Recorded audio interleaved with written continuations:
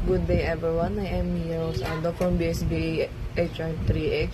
So, ang um, tatalakayin natin ngayon is about sa labor movement, labor, like sa about kay sa Hacienda Luisita Massacre at yung para sa pamahalaan ni Caport. So, sa Pilipinas, matagal nang lumalaban yung mga manggagawa para sa kanilang mga karapatan. Marami nang nagbuwis ng buhay para dito. Pero hanggang ngayon, marami pa rin yung hindi nakakamit yung hustisya. So sa video na ito, tatalakayin natin yung dalawang mahalagang na paksa ng Hacienda Luisita at yung buhay at sakripisyo ng mga labor leader na si Felipe Caport Corrales.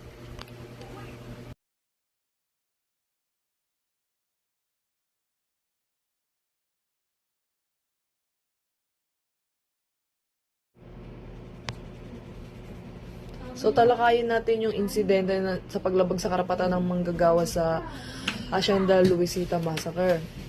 Isa sa pinakamatinding pangyayari sa kasaysayan ng paggawa sa Pilipinas ay ang Hacienda Luisita Massacre noong November 16, 2004.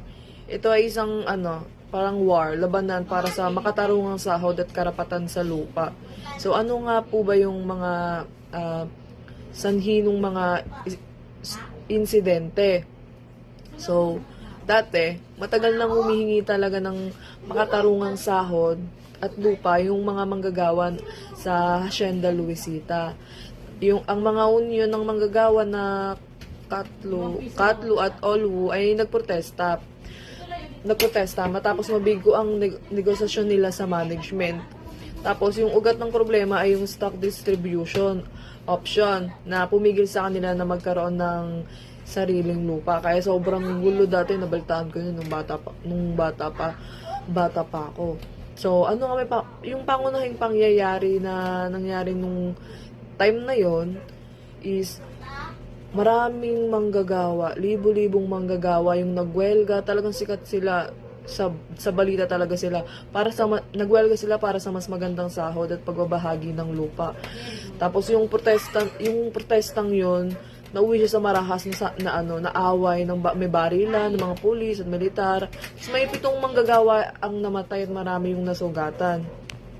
So, syempre mayroon yung epekto. So, epekto dun sa nangyari na massacre talaga. Maraming Pilipino yung nagalit at nanawagan ng hustisya. Nagdesisyon yung Korte Suprema na ipamahagi yung lupa sa mga magsasaka, pero matagal bago na ipatupad eh. Hanggang ngayon yung Hacienda Luisita Massacre ay sumisimbolo sa patuloy na laban ng manggagawa para sa kanilang karapatan. About naman sa labor leader. Kilalang labor leader is yung si Caport. Ang pamana ni Caport, si Felipe Caport Corrales ay isang labor leader na buong buhay na nakipaglaban o lumalaban para sa karapatan ng manggagawa. Dahil sa kanyang matapang na panininigan, naging target siya ng panggigipit at karahasan. So, paano nga ba siya pinatay? Madalas siyang iugnay sa komunismo o tinatawag na red tagging. Paulit-ulit siyang nakatanggap ng pagbabanta sa buhay niya. So, noong August 2022, pinatay siya. Tulad ng ibang labor leaders na namatay dahil sa kanilang advokasya. So, ano nga po ba yung kanyang ambag sa labor movement? Tumulong siya sa pagtatayo ng maraming union na manggagawa sa iba't ibang industry. Isa siya sa mga nagsulong ng mas mataas na sahod, mas maayos na kondisyon sa trabaho at laban sa hindi makatarungang patakaran sa paggawa. Dahil sa kanyang pamumuno, marami pang iba yung mga na-inspire na ipagpatuloy ang laban para sa karapatan ng manggagawa. So, yung kanyang legacy, ang kanyang pagpaslang ay patunay na dangerous na hinaharap ng mga labor leader sa bansa. Yung mga ambag niya, yung mga nagsisilbing gabay para sa mga bagong leader ng mga paggawa. yung tapang niya, yung sakripisyo at patuloy na nagbibigay ng inspirasyon sa mga patuloy na lumalaban para sa mga manggagawa. So, ang Hacienda Luisita Massacre at ang pagkamatay ni Caport ay nagpapakita ng matinding pagsubok na kinakaharap ng mga manggagawa sa Pilipinas.